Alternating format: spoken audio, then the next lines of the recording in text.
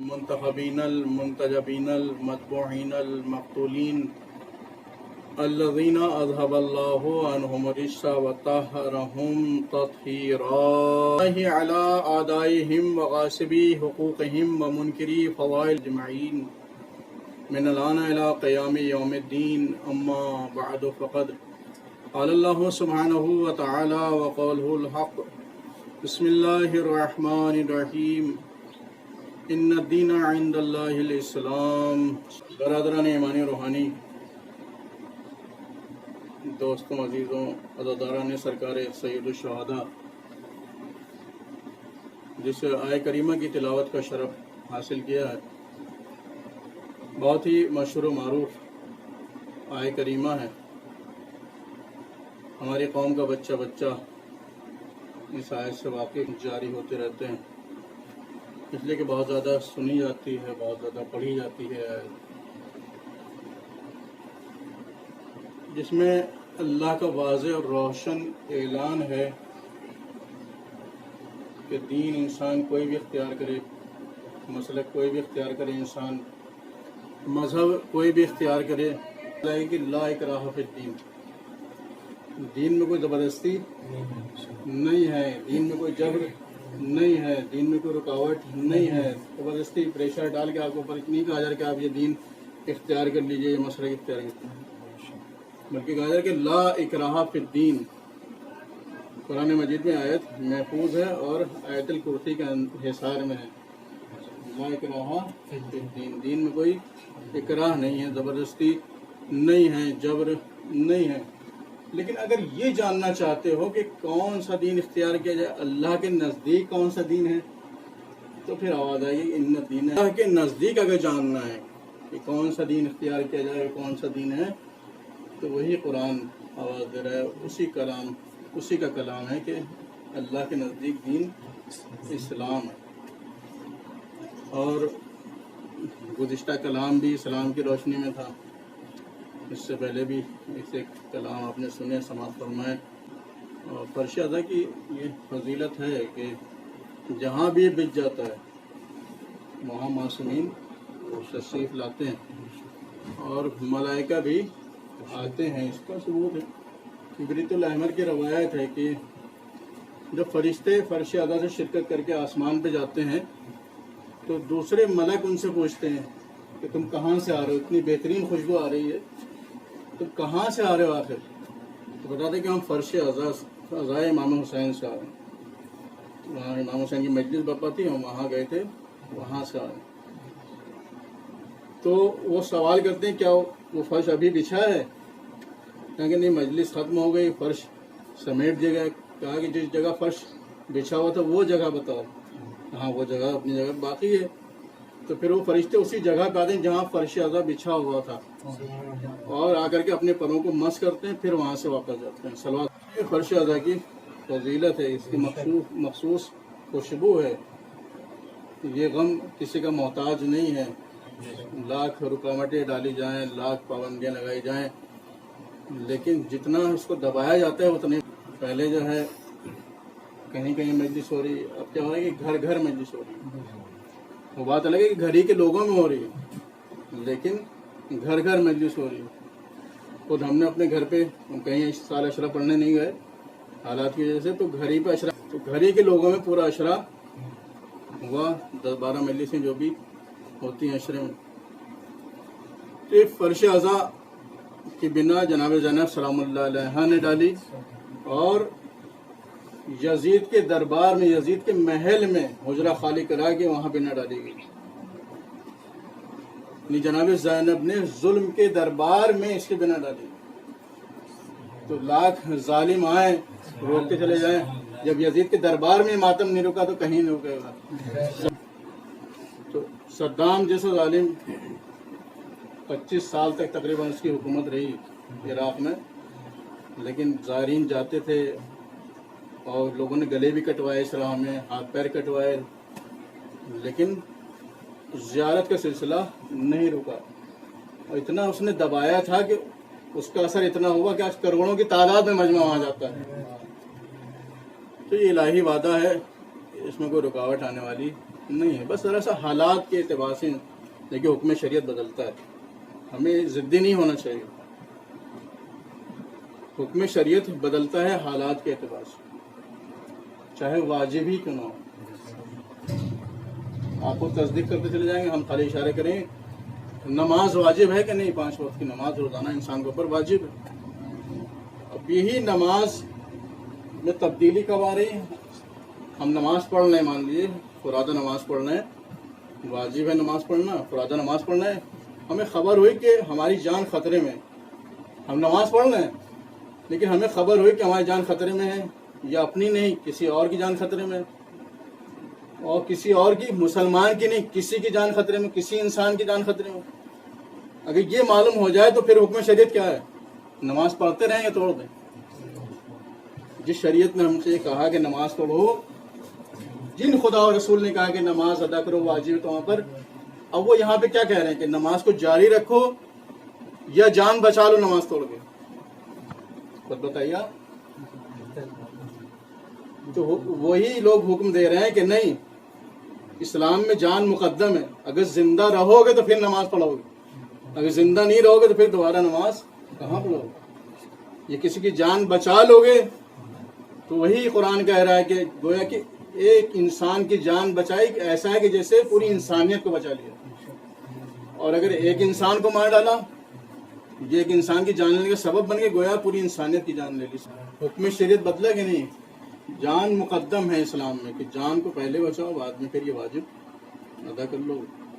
اس کے علاوہ کھڑے ہو کے نہیں پڑھ سکتے تو بیٹھ کے پڑھ لو. تبدیلی ہوئی؟ بیٹھ کے بھی نہیں پڑھ سکتے تو لیٹ کے نماز ادا کر لو. حکم بدلا کہ نہیں؟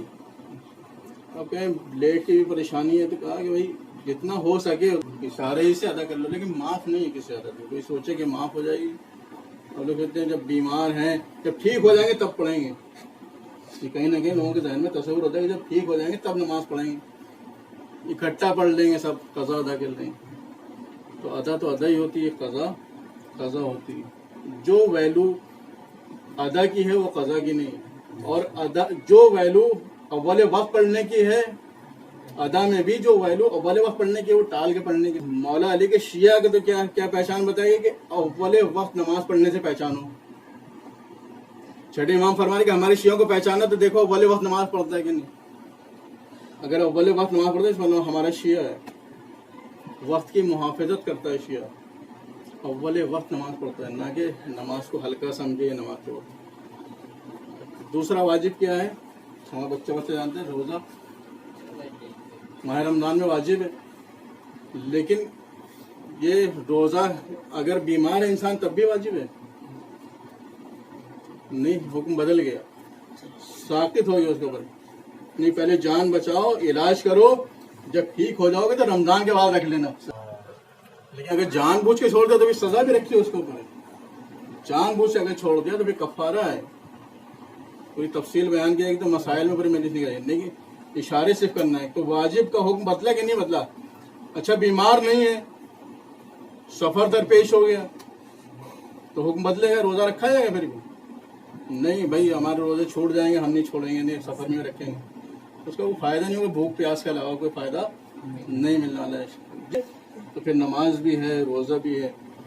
ایسے حج کے مرحلے میں مان لیجیے لاکھوں روپیہ انسان کے پاس ہیں، پھر حج کرنے جاتا ہے، لیکن اگر بیمار ہو گیا، پیسہ ہے، استطاعت ہو گئی پیسے کے لحاظ سے، لیکن اگر بیمار ہے تب بھی حج واجب ہے نہیں؟ بیماری میں حج نہیں. ایسی بیماری کہ آپ چل پھر نہیں پا رہے ہیں، وہاں تک نہیں جا پائیں گے، پریشانیاں ہوں گی، جان جانے کا خطرہ ہے، تو پھر یہ حج کینسل ہو جائے گا.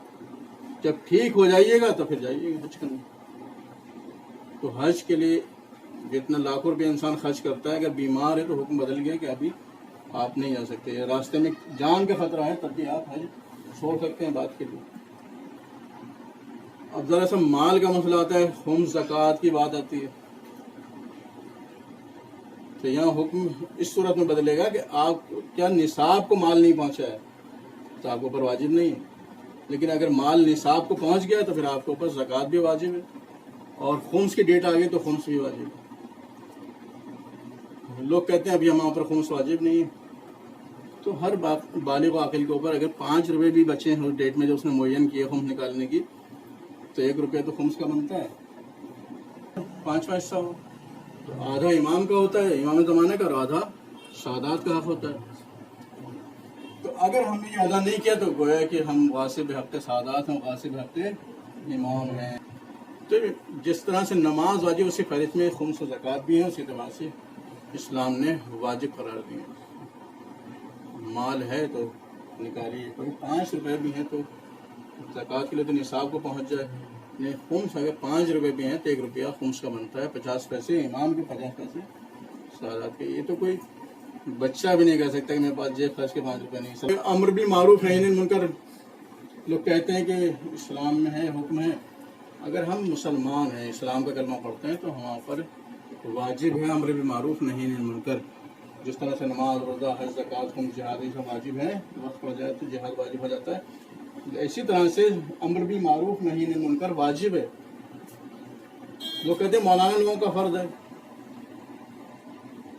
اگر خالی مولانا لوگوں کا فرض ہوتا تو ابھی آپ نظم نہ پڑھ رہے ہوتے۔ صرف مولانا لوگوں کا فرض نہیں ہے، ہر اس انسان کا فرض ہے جس نے اسلام کا کلمہ پڑھا ہے۔ نہیں تو پھر آپ کو خالی اس کے لیے نہیں کہنا پڑے گا مولانا لوگوں کا فرض ہے، پھر نماز کے لیے بھی کہنا پڑے گا نماز مولانا لوگوں کے اوپر فرض ہے، روزہ مولانا لوگوں کے اوپر فرض ہے، حج مولانا لوگوں کے اوپر فرض ہے، زکوٰۃ مولانا لوگوں کے اوپر فرض ہے، خمس نکالنا مولانا لوگوں کے فرض ہے۔ خالی امر بالمعروف نہی عن المنکر میں کیوں ہوتا ہے کہ مولانا لوگوں کے اوپر فرض؟ یہ بھی تو اسی فہرست میں جس میں نماز ہے، روزہ ہے، اس کو فہرست سے کیوں نکال رہے ہیں کہ نہیں یہ ہمارا فرض نہیں، ہماری ڈیوٹی نہیں ہے؟ نہیں، ہر مسلمان کا فرض ہے، اس کی ڈیوٹی ہے۔ دھوکے میں نہ رہیے، یہ دھوکے سے نکالنے کے لیے آپ کو بات سنائی جا رہی ہے۔ بعض لوگ غلط فہمی، مغالطہ پیدا کرتے ہیں کہ یہ مخصوص لوگوں کا فرض ہے کہ وہ آئیں، لوگوں کو نیک باتوں کی ہدایت کریں اور برائی سے روکیں۔ اگر ہم نے کلمہ پڑھ لیا اسلام کا تو ہماری ڈیوٹی بن گئی کہ کسی کو برا کرتے ہوئے دیکھیں تو اسے روکیں اور لوگوں کو اچھائی کی طرف لے کر کے آئیں۔ تو یہ ہر مسلمان کی ڈیوٹی ہے، فریضہ ہے۔ یہ بات الگ ہے کہ اب ہمیں کوئی چیز آتی ہے تو ہم 4 آدمیوں میں کسی کو ٹوک دیں، بھرے مجمع میں کسی کی توہین کر دیں۔ یہ اسلام نہیں چاہتا ہے، یہ اسلامی حکم نہیں ہے، یہ اسلامی تعلیم نہیں ہے کہ جس کو چاہا ہم نے چاہے جہاں ٹوک دیا۔ اسلامی تعلیم یہ ہے کہ آپ امر بالمعروف کیجئے، لوگوں کو نیکی کی ہدایت کیجئے، برائی سے روکیے، لیکن تنہائی میں جب آپ اس کو بتائیں گے تو اس کی اصلاح بھی ہو جائے گی اور اس کی توہین بھی نہیں ہوگی۔ لیکن اگر 4 آدمی میں ٹوکیں گے تو اصلاح بھی نہیں ہوگی اور اس کی توہین بھی ہوگی۔ اور بتائیے نہیں کہ واجب ہے تب چاہے جہاں اس کو انجام دے دیا، یہ مقید واجب نہیں ہے، موقت واجب نہیں، اس میں وقت کی قید نہیں ہے۔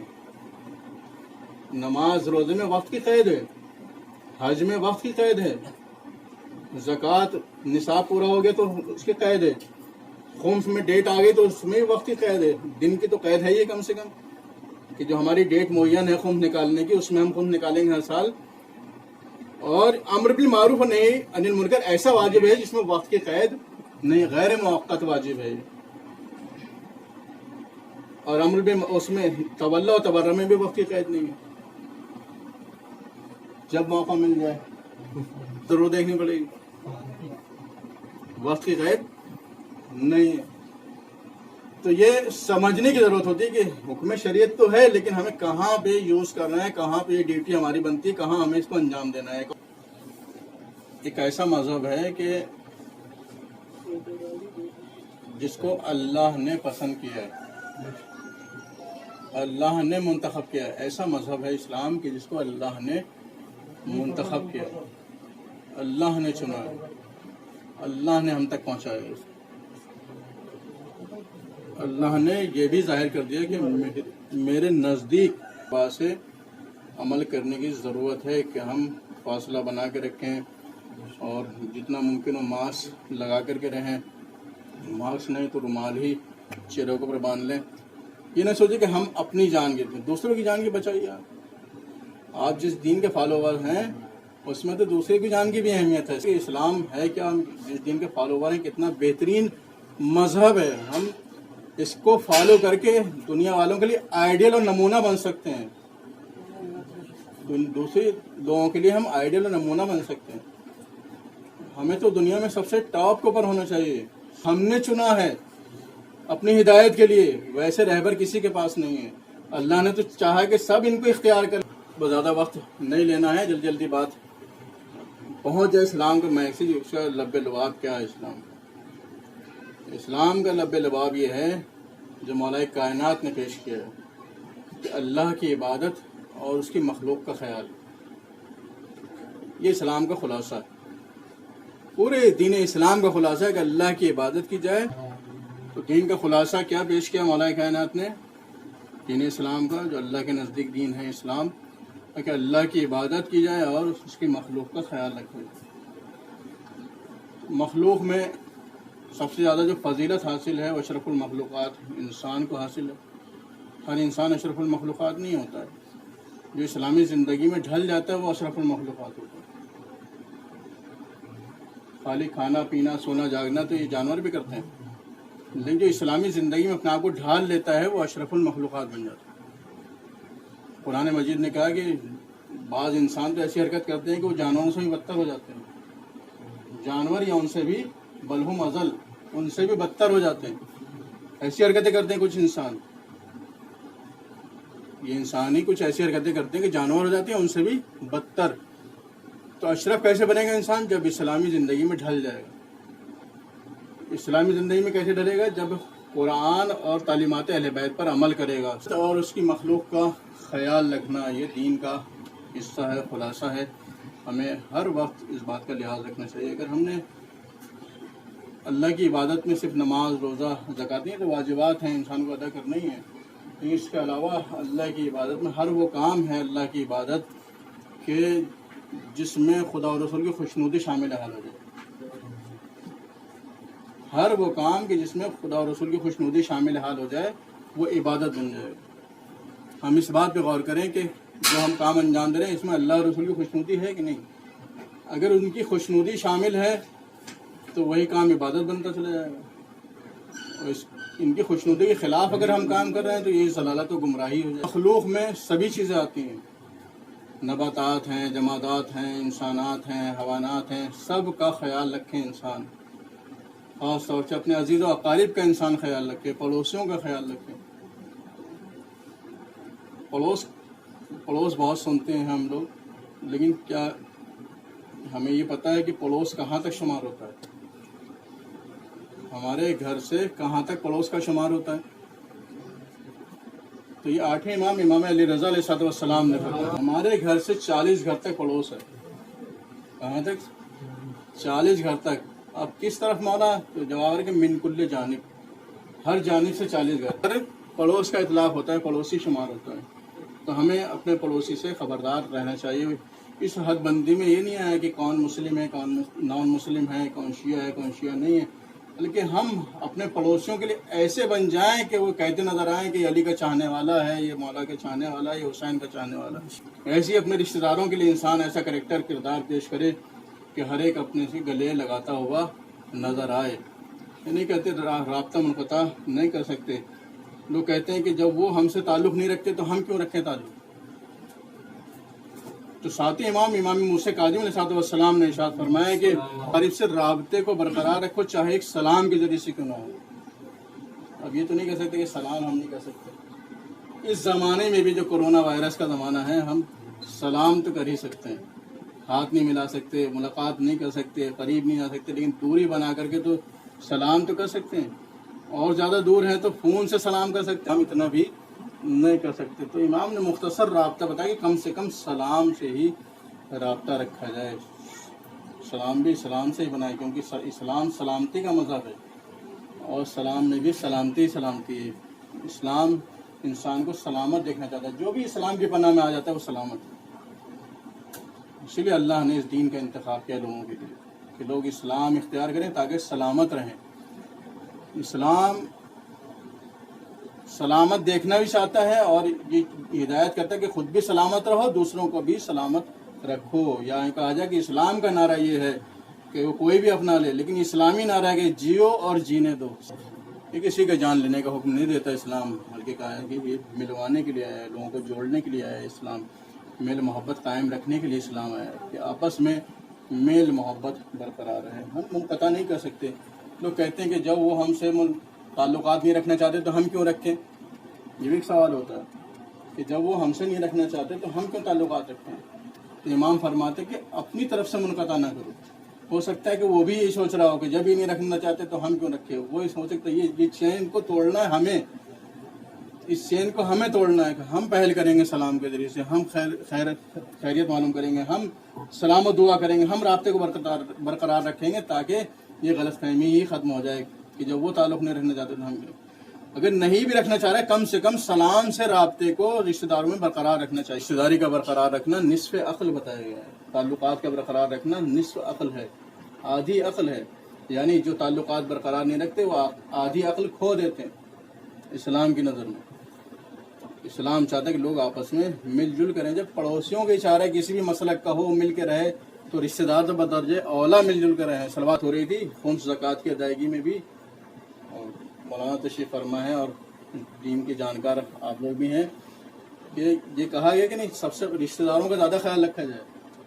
رکوع شریعہ میں بھی یہ حکم شریعت ہے کہ رشتہ داروں کو ترجیح دی جائے. اگر رشتہ داروں میں کوئی ضرورت مند ہے تو زکوٰۃ کا مستحق پہلے وہ ہے.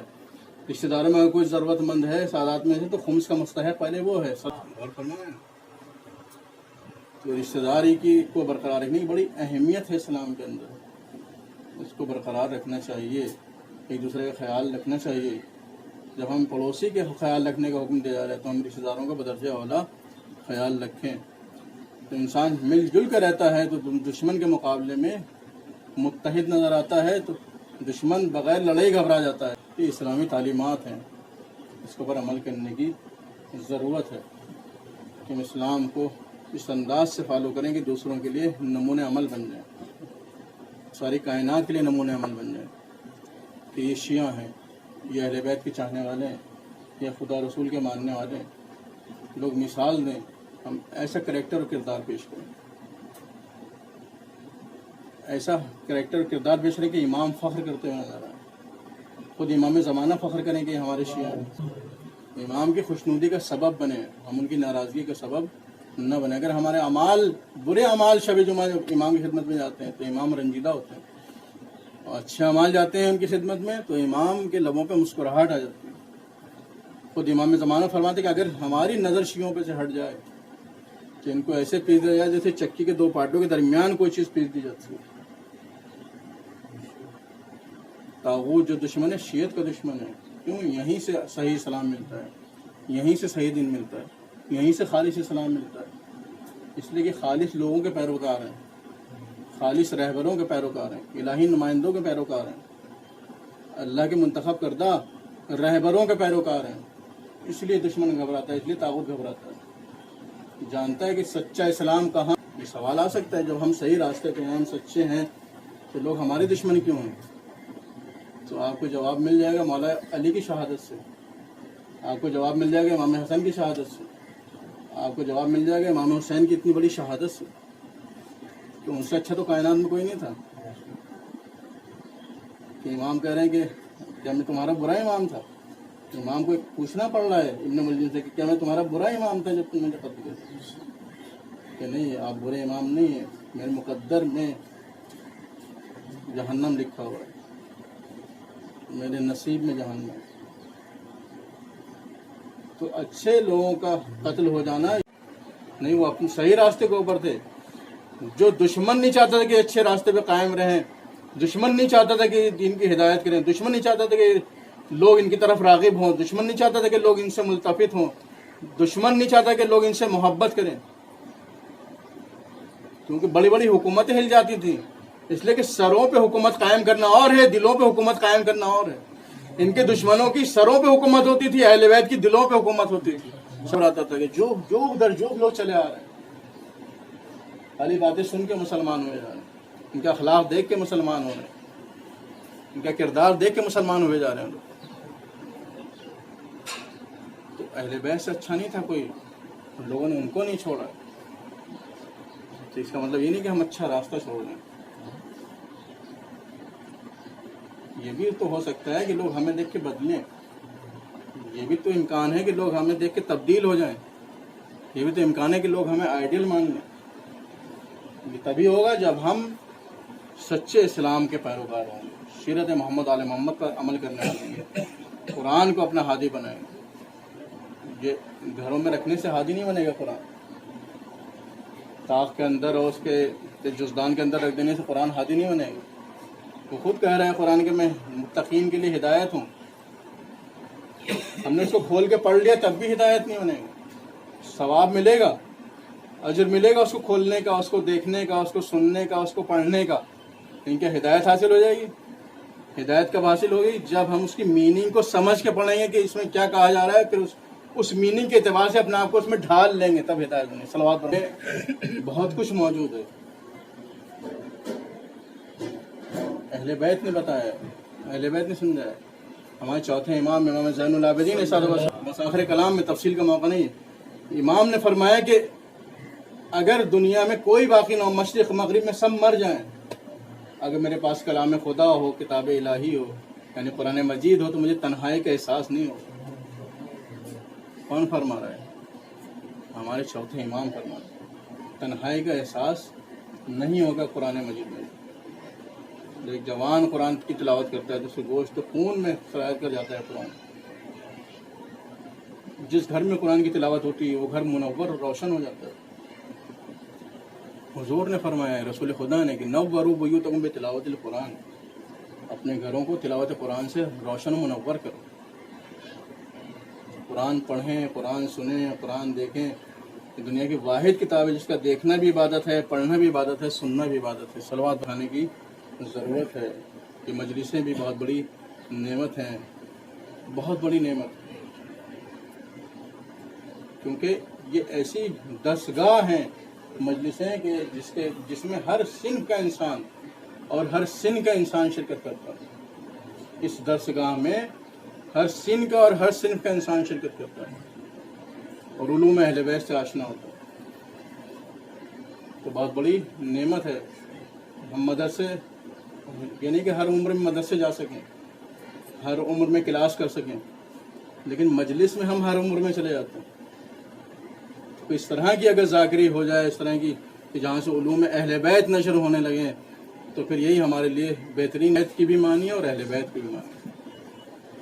تو سچے اسلام کے پیروکار ہوں، انہی سے انہوں نے کتنا دین قیمتی تھا، اس سے اندازہ لگتا ہے کہ امام جیسی شخصیتیں اس دین پہ قربان ہو گئی۔ دین کی عظمت کا ہم اندازہ لگا سکتے ہیں کہ کھڑی الجوان علی اکبر اس دین کے اوپر قربان ہوتے ہیں۔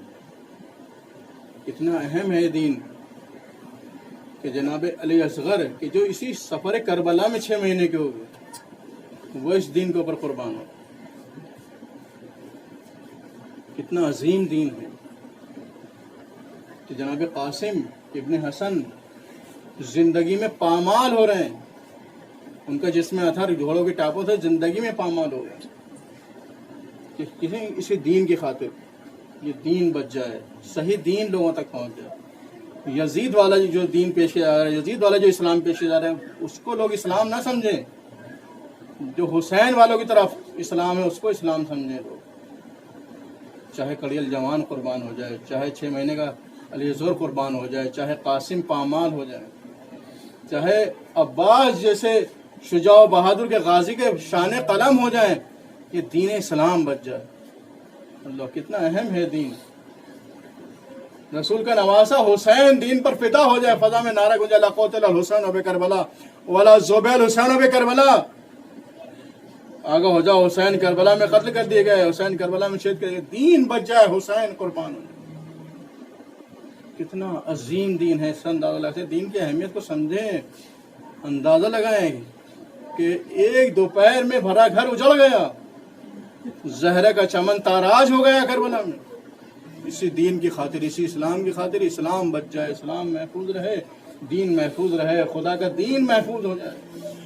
اس کو لوگوں نے سمجھنا چھوڑ دیا، لوگوں نے بھلا دیا ہے دین کو۔ ہم قربان ہو جائیں گے، ہم اپنا وطن چھوڑ دیں گے، اپنا جان و مال سب کچھ قربان کر دیں گے۔ نانا کا دین پامال ہو رہا ہے، ارے بھلا دیا گیا قرآن کو، اہل بیت کو بھلا دیا گیا، بعد رسول کے کوئی وحی آئی تھی، ہم سب کچھ قربان کر دیں گے، تب تو لوگ سمجھیں گے دین کی اہمیت کو، دین کی عظمت کو۔ اللہ اکبر۔ اچھا، اسے خالی قربانی سے دین نہیں بچے گا تو ہم زینب کی چادر بھی دے دیں گے اسرا علیہ السلام نے. بی بی کے لیے مر جانا آسان تھا لیکن چادر کا دینا آسان نہیں تھا. بڑی سخت منزل تھی بی بی زینب کی چادر. کربلا کے میدان میں بعد شہادت حسین چھین لی گئی. بی بی زینب نے فرات کا رخ کیا. اے میرے غازی، اے میرے شیر، کیا دیکھتے ہو؟ شہزادیوں کے سروں سے چادریں چھینی جا رہی ہیں. نہر پہ غازی کا لاشا تڑپنے لگا. بی بی موت نے مجبور کر دیا، ورنہ نصرت میں کمی نہ ہوتی، کسی کے مجال نہ تھی جو شہزادوں کی طرف نظر اٹھا کے بھی دیکھ سکتا. اجرکم اللہ. خدا کسی غم میں نہ سوائے غم مظلوم کربلا کے. بڑا عظیم دین ہے، اس کے اوپر بی بی زینب ام کلثوم کی چادریں قربان ہو گئیں. 3 بج جائے ہم سر برہنا کفو شام کے بازاروں میں جائیں. یہ عزیزو ہم سن لیتے ہیں بڑی آسان. ایسا دل خراش منظر تھا کہ امام 35 سال تک گریا کرتے تھے. کوئی کہتے تھے مولا شہادت آپ کی میراث سے کب تک روئیے گا؟ تو مولا طلب پہ کہتے تھے شام شام شام. شام میں جو مصیبتیں گزر گئی وہ بھلائی نہیں جا سکتی. سید سجاد طلب کے روتے تھے شام کو یاد کر کے. 3 بار مولا نے شام کہا، گویا متوجہ کرنا چاہتے ہیں کہ دربار شام میں، بازار شام میں جس طرح سے ہمیں لے جایا گیا وہ بلایا نہیں جا سکتا ہے. شیخ عباس قمی نے جو روایت نقل کی وہ سن لیا اور مجلس تمام ہے. بڑی سخت روایت ہے، امام سجاد کی زبانی انہوں نے روایت نقل کی ہے.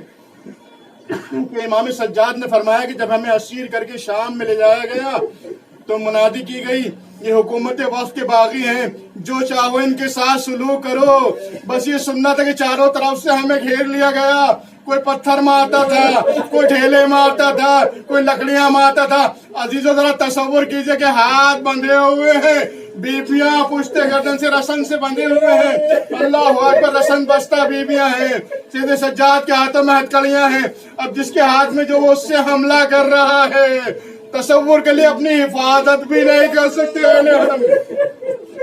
اجرکم اللہ. اس کے بعد امام فرماتے ہیں کہ ہمیں اس طرف لے جائے گا کہ جہاں چھتوں کے اوپر لوگ آگ لیے ہوئے کھڑے ہوئے تھے.